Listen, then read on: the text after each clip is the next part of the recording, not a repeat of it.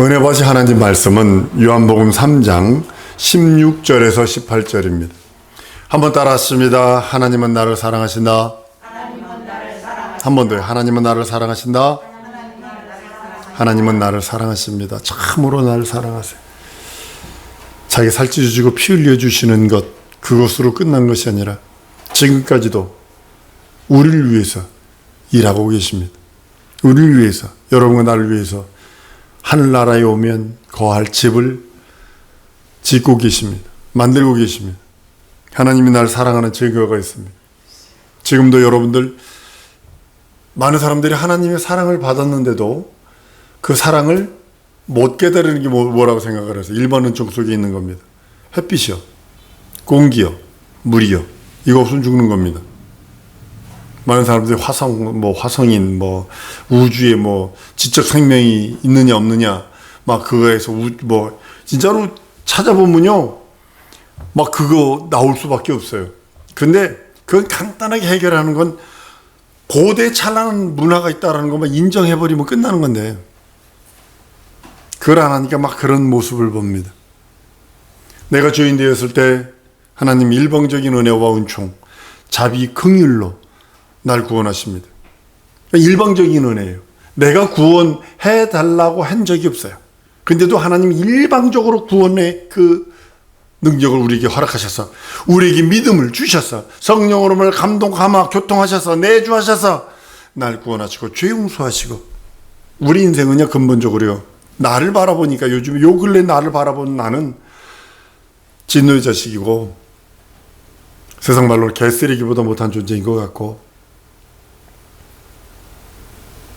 어디다 갖다 놔도 버림받을 수밖에 없는 그런 무익한 존재인 것을 스스로 고백할 수밖에 없고, 육신의 정욕, 안목의 정욕, 이생의 장으로 아직 버무러지도 못해, 쩌들어지도 못해 버무러져 버렸고, 자랑할 수 있는 거라고는 죄졌습니다.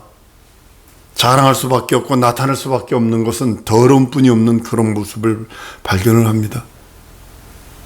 하나님의 아들, 그 아들이 내가 죄인 되었을 때 하나님께서는 십자가에 내주십니다. 우리 인생들, 나를 위해서 살찌고 피 흘리시는데 과감하게 투자하세요. 과감하게 나를 위해 살찌고 피 흘리세요. 매 맞으세요. 가난하세요. 그리고 예수께서 자기 품속에 계신 독생하신 하나님, 하나님이 최고로 사랑하는 분은 품속에 계신 독생하신 하나님인 예수 그리스도인데, 그 아들을 최고로 사랑하고 최고로 기뻐하는 그 아들의 절규, 이 땅에 계실 적에 뭐라고 그랬냐면, 아버지가 예수가 기도합니다. 마르다의 그 무덤, 마리아와 마르다의 그 누이, 그 형제인 그 오빠가 살아있는 그 무덤에 가서, 나사로의 무덤에 가서 외칠 적에 하나님이 내 기도 항상 들어주심을 감사합니다. 쉽게 말하면 내 말 항상 들어주심을 감사합니다. 나에게 함께 하심을 감사합니다를 고백했는데도 십자가에서 절규를 외면하세요. 나를 위해서, 내 죄를 사하려고, 날 하나님 자녀 삼으시려고, 날 하나님의 거룩한 자 삼으시려고, 그 나라에 이를 수 있는 후사 삼으시려고, 상속자 삼으시려고, 나의 죄를 사해 주시려고 가장 사랑하고 가장 기뻐하는 아들의 절규를 외면해버려요. 성경 로마서 5장 8절에 우리가 죄인 되었을 때 그리스도께서 우리를 위하여 죽으심으로 하나님께서 우리에게 대한 자기 사랑을 확증하셨다라고요. 육체의 저주 중에 하나가 뭐냐면 가난입니다. 여러분들, 우리나라 이렇게 풍요로우니까 모르죠. 약들 버릴 걸 아마, 기한 지났다고 버릴 걸 아마, 진통제 그럼 기한 지났어요. 그럼 막 버려버릴 거리 아마, 기한 얼마 안 남았어요. 그거 난리 날 거요. 방글라데시에서 아스피린 그 한 알, 그때 당시 방글라데시 아스피린 한 알이 우리나라 돈 얼마나 10원이었습니다. 10원. 그 아스피린 한 알이 없어서 말라리아 걸려서 열이 펄펄 나는데, 두 부부야, 그러니까 방글라데시는 조혼을 합니다. 여자는 초경하면 결혼을 보내고 남자는 한 16살, 17살 되면 장가를 보내버립니다. 우리나라 옛날과 마찬가지예요. 근데 부부가, 아내가 물을 떠다가 남편 머리에다 붓고 있어요. 왜 그러니? 그랬더니 열이 너무 나가지고 어쩔 수 없어요. 근데 마침 우리들이 그때 토네이터가 나가지고, 토네이터가 얼마나 무섭냐면요, 한 번 토네이터가 30분 났는데요, 33개 마을이 초토화가 돼버렸어요. 그 팜추리, 그 코코넛 나무가 되게 높이 올라가는 나무인데요, 그 나무 꼭대기에 시커먼 비닐루가 이렇게 묶어 있더라고요. 이게 스카프 메이듯이. 가만히 보니까 아니에요. 양철이 올라가면서 이게 트위스트를 하면서 이게 서로 부딪혀가지고 이게 뜨거워지니까 그 코코넛 나무 모가지를 잘라버리고 그 위에 이렇게 붙어 있더라고. 근데 그렇게 나니까 토네이터거나 이런 것이 지나가고 나면 말라리아나 이런 것들이 창궐하게 되어 있습니다. 그래서 선교사들이 돈을 모아서 거기 갔어요. 갔더니 그 하는 모습을 보고서 너무 안타까워가지고 진통제를 한 묶음을 주고 왔어요. 우리는 10원, 별거 아닌 것처럼 우리 부유하니까 가난이 아무것도 아닌 것처럼 느끼죠? 그 10원 하나 때문에 없어서 죽는 거예요. 몇백 원 때문에 없어서 죽는 거예요. 근데 예수님이 한번 따라합시다. 내 가난을 담당하셨다. 여러분, 예수님이 내 가난을 담당하셨어요. 한번 더 따라하십니다. 나는 부유해야 한다. 예수 안에서 부유할 수 있어요. 예수 바깥에 있는 것을 성경은 뭐라고 표현하는지 아세요? 그걸 죄악이다 그랬어요. 그것도 불법이라고 그랬어요. 그걸 예수 안에 있는 우리에게 하나님께서 주신 것이 먼저 육체의 가장 저주스러운 가난. 집에 들어갔는데 냉장고를 열었는데 먹을 것이 하나도 없어. 냉장고라도 있으면 좋아요. 고린도후서 8장 9절에 우리 주 예수 그리스도의 은혜로 너희가 알거니와 부유하신 자로서 너희를 위하여 가난하게 되시면 그의 가난함으로 인하여 너희를 부욕케 하려 하심이라 그랬어요. 한 번 더 따라하십니다. 나는 예수 때문에 부유하다. 나 이번에 이사하면서 어머나, 내가 신발이 그렇게 많은 거 처음 알았구만. 어머나, 옷이 내가 그렇게 많은 거 처음 알았구만. 또 저는요, 발이 다른 사람보다 커요. 근데 우리 조카가 신발을 13개를 신발을 줬어요. 그래가지고 그거 안 옮기고 놓을 데가 없어가지고 그냥 우리는 가난한 침 옷 2벌 이상 있고요. 진젠돌프가 그 선교회를 만들었습니다. 그분이 너 신발 있니? 모라비안 교도를 만들었는데 신발 있니? 입은 옷 있니? 그럼 선교사로 가. 그랬어요. 선교사로 나가라고 했어요. 신발 신었어? 너 구원 받았니? 예수 믿어? 예수 믿어. 구원 받았니? 구원 받았어. 너 진정으로 번역인 했어? 번역인 했어. 그럼 너 신발 신었네? 신발 신었어요. 옷 입었네? 선교사로 가. 사랑하는 성도 여러분, 우리는 예수가 가난을 담당해 주셨어요. 첫째, 아주 어디가 찢어지도록 가난한 그때에 가난을 담당해 주셨어요. 두 번째, 예수께서 담당해 주신 것은 모든 질병을 담당해 주셨어요. 두 번째 육체의 저주 중에 하나가 질병입니다. 아주 질고입니다. 그가 찔림은 우리의 허물을 인하며 그가 상함은 우리의 죄악을 인함이라. 그가 징계를 받음으로 우리가 평화를 누리고 그가 채찍을 맞음으로 우리가 나음을 입었도다 말씀하시던 그가 대신 모로피, 아주 깊은 상처, 울류에서 아주 깊은 상처, 그 상처를 받으셔서 우리를 위하여 채찍이 맞으시면 나음을 입었다 라고 말씀하셔서 우리들에게 치유의 하나님, 예수 이름이, 한번 따라합니다. 예수 이름이 치유의 하나님이시다. 그러니까 예수 이름으로 나음을 입었다라고 성경은 말씀을 합니다. 예수께서 내 저주, 질병을 담당해 주셨어요. 한번 더 따라하십니다. 예수가 내 질병을 담당하셨다. 그 다음에 뭐냐면 우리의 모든 저주들을 담당해 주셨어요. 내 가난이란 저주, 육체의 질고란 저주만 있는 것이 아니라 삶의 모든 저주, 삶의 모든 저주를 담당해 주셨어요. 하는 것마다 안 돼. 하는 것마다 깨져. 그것도 저주 중에 하나거든요. 한 번 더 따라하십니다. 예수가 내 저주를 담당해 주셨다. 그럼 저주 받아야 돼요, 말아야 돼요? 말아야 돼요. 예수가 담당하셨는데. 아니요, 이거는 내 저주, 내 팔자요. 그대로 살아. 그러면 그 저주 받고 살아. 갈라디아서 3장 13절 이렇게 말씀합니다. 그리스도께서 우리를 위하여 저주받은 바 되사 율법의 저주에서 우리를 속량하셨으니 기록된 바 나무 위에 달린 자마다 저주 아래 있는 자라 했어요. 그리고 영생을 허락하셨어요. 한 번 더 따라하십니다. 예수께서 내게 영생을 주셨다. 예수 믿는 믿음을 갖고 있는 자에게 토탈 구원, 영혼만 구원받는 게 아니라 건강도 구원받고 환경도 구원받고 상황도 구원받고 내 기업도 구원받고 내 자녀도 구원받고 내 미래도 구원받고 토탈 구원이에요. 토탈적인 구원, 전인격적인 구원이라는 거예요. 그리고요, 그것만 해주신 것이 아니라 처소를 준비하고 계세요. 요한복음 14장 1절로 6절까지의 말씀입니다. 내 아버지 집에 거할 것이 많아. 너 있잖아. 염려하지 마라. 염려하지 마라. 내 아버지 집에 거할 것이 많아. 예수께서 이 땅에서 마귀를 멸하시고 그 나라를 상속하신 후에 비로소 인류들에게 일하신 것이 보혜사 성령을 보내주시고 그 다음에 그 나라를 처소를 지으시는 거예요. 내가 한꺼번에 반듯한 집을 짓는 것이 아니라 이 땅에서 내가 믿고 의지하고 내가 순종하고 내가 헌신 봉사 충성하는 거에 따라 계속 짓고 있는 거야. 잘 짓고 잘 짓세, 우리 집 잘 짓세 하는 것처럼 그렇게 되는 것입니다. 예수께서 나를 위해서 지금도 그 나라를 위해 그 나라에 오기까지 버텨. 믿음으로 버텨라. 그리고 믿음으로 승리해라. 내가 이겼노라. 내가 세상을 이겼어. 넌 이 믿음으로 살지 않으면 안 돼. 너는 예수 안에 있어야만 살 수 있는 존재.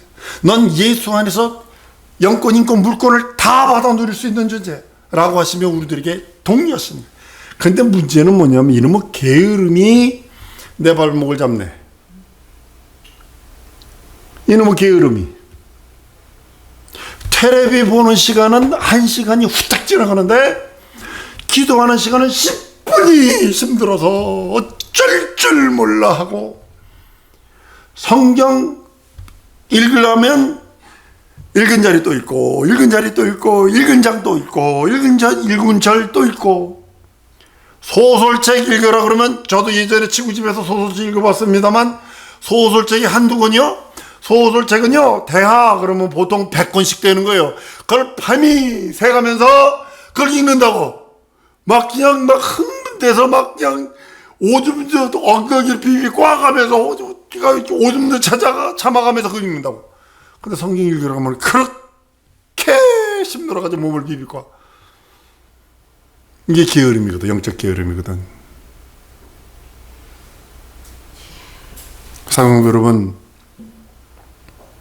여러분들이 예수가 우리들을 위하여 준비한 그 모든 것들 받아 누리는 여러분 될 줄 믿습니다. 한 번 더 따라하십니다. 예수 이름 안에, 예수 보혈 안에 영권, 인권, 물권이 있다.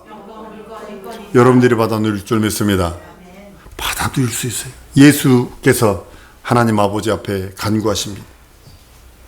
그리고 보혈 성령을 우리들에게 보내주세요. 그리고 예수께서 부활하신다면은 예언을 먼저 하셨어요. 뭐라고 예언하셨냐면 요한복음 14장 16절 내가 아버지께 구하겠으니 그가 또 다른 보혜사를 너희에게 주사 영원토록 너희와 함께 있게 한다고 말씀하시더니 예수께서 부활 딱 하신 다음에 성령 받아라. 실상을 말해버리시더라고요. 성령은요, 예수 믿는 저들 가운데 임하셔 주로 임하시기로 하시는 꼬다놓은 보리자루 아닙니다. 보혜사라는 단어를 잘못 해석해서 지금 우리 한국 이 모양 이 꼴이 돼버린 거예요. 보혜사라는 이름 속에 경호자, 봉사자, 위로자, 변호사라는 뜻이 있거든. 그러니까 내 입맛에 좋으니까 봉사자 이걸 더 선택을 해버렸어요. 위로자 이걸 선택을 해버렸어. 그게 뭐냐면 나를 위로해야 돼. 내 기업을 위로해야 되고 내 자녀를 위로해야 되고 내가 지금 너무 외롭고 쓸쓸하고 그러니까 나를 위로하고 봉사하니까 나를 봉사해 줘야 돼. 아니거든요. 한번 따라하십니다. 성령 하나님은 예수의 보혜사시다. 내 보혜사는 예수 그리스도시다. 이거 변하면 안 됩니다.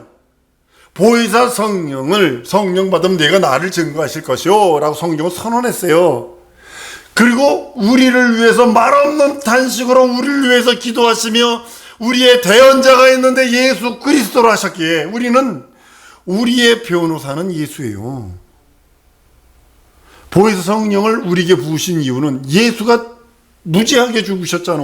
죄를 뒤집어 쓰고 죽었잖아. 이거 좀 변호해줘라. 그리고 예수 부활하셨다. 많은 사람들이 뭐라 그랬냐? 예수 부활한 게 아니야. 제자들이 도둑질해 갔어. 기절해 있는데 도망가서 부활했다고 제자들이 그러고 이렇게 소문을 냈거든. 그러니까 너 이거 좀 변호 좀 해줘라. 그래서 성령을 우리 성도들에게 보내신 이유는 진짜 방구나 풍교들이 그 드림이나 가는 별별 인생 죄로 버무려져 있고 죄의 근본처럼 마귀의 속은 진노의 자식인 인생들에게 예수 믿는다는 그 하나 때문에 예수 피 믿는다는 의지한다는 그 하나 때문에 성령께서 내 안에 들어오신 이유는 예수 좀 변호해라. 예수 좀 변호해라. 근데 그것을 보혜사를 나를 변호하고 나를 보호하고 나를 경호하고 나 이래버리니까 인본 주의가 돼버린 거예요. 다시 한번 따라하십니다. 성령은 예수 변호사시고 우리는 예수가 변호사시다. 예, 이게 변하시면 안 돼요. 성령은 진리 가운데로만 인도하세요. 설령 다른 길로 가면 근심하세요.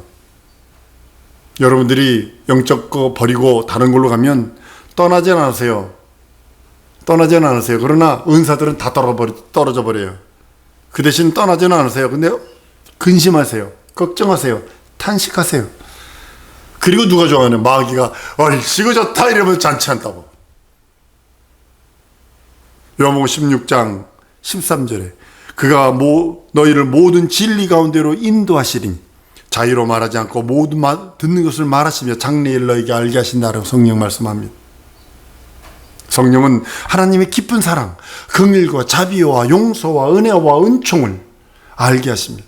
하나님의 깊은 것이라도 통달케 하시는 성령께서 내 안에 들어와 계셔서 하나님의 사랑을 알게 하시고 긍휼과 자비와 은혜와 은총을 알게 하시는데 가려 있으니까 정욕에 가려 있고 현실에 가려 있고 여러 가지에 막혀 있기 때문에 그런 일들을 못 깨닫는 것들을 보게 됩니다.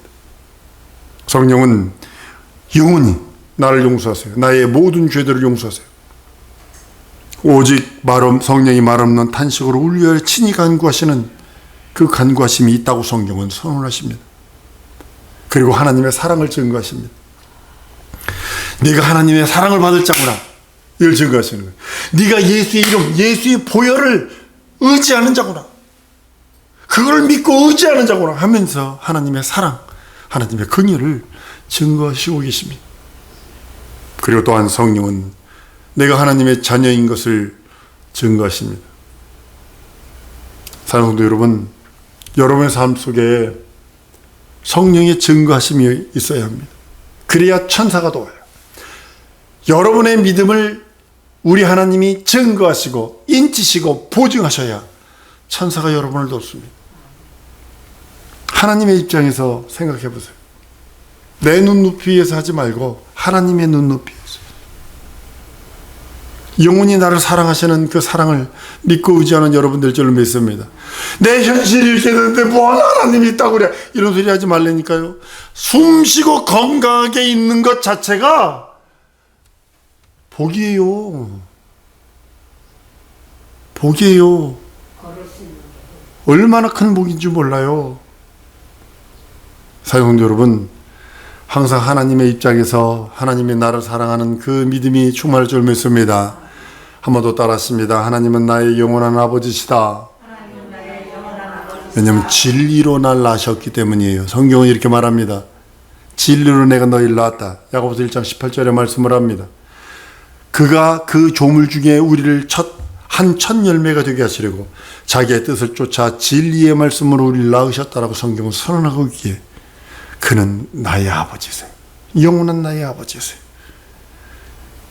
여러분의 마음의 소원들이 있을 거예요. 계획도 있을 거예요. 하나님 아버지께 아뢰세요. 이 시간에 하나님, 내 영혼에, 내 마음에, 내 환경과 내 기업에, 내 가정에, 내 인생에 소원이 있습니다. 하나님 들어주세요. 하나님 인도해 주세요. 나 예수 안에만 거하기를 원하오니 이 환경 때문에, 이 상황 때문에, 현실 때문에 예수 바깥에 나가지 않도록, 시험 들지 않도록 함께 해달라고 우리 다 같이 통성으로 한번 기도하십니다.